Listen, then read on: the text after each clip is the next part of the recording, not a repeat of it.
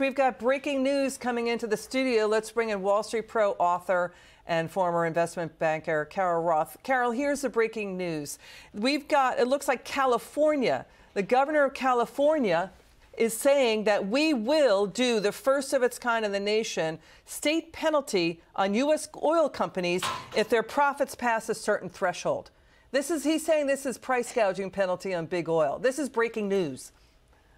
Yeah, the mental gymnastics are being performed at a level that is so high here, Liz, that I feel like he is going to take home all of the gold medals. I saw the breaking news, the breaking tweet. He said they are not going to be gaslit by oil companies that are keeping oil and gas prices high. Now, if I recall, in terms of California, their taxes are the second highest in the nation, the gas taxes right now. They were the first one, but they had a little tax holiday. So they're ones adding on costs here, and all of their policies that are basically limiting supply that, California is the leader in, that's what's causing these high prices. To turn this around and to now say we're going to start adding penalties is just beyond absurd and is perfectly California. And California's governor, Carol, is not saying how he's going to return that money to state taxpayers, if they even see any of that money.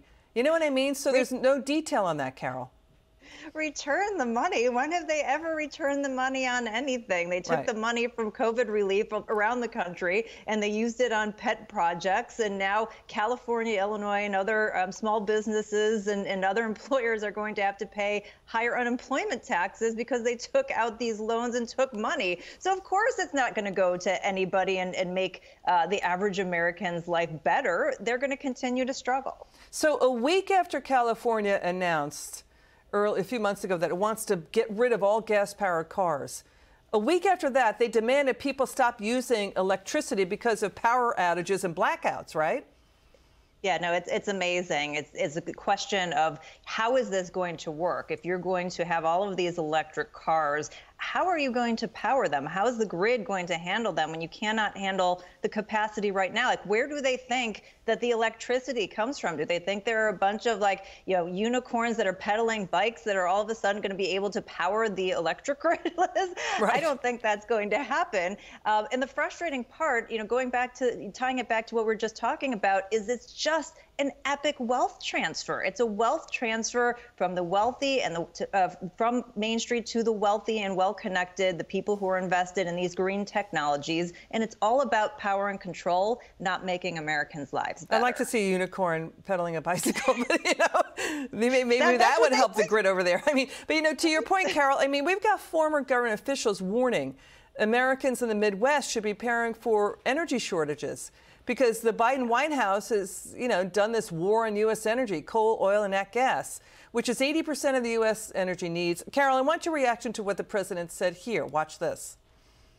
Mr. President, how soon should rail workers expect sick days? Oil and refill the strategic reserves, Mr. President? As soon as I can convince our Republicans to see the light. To see what light? What is he talking about? Nobody ever knows what he's talking about, but, he has been out on a campaign. He's been, emptying those reserves to get the prices down. He's been trying to cut deals with Saudi Arabia and OPEC Plus that haven't worked.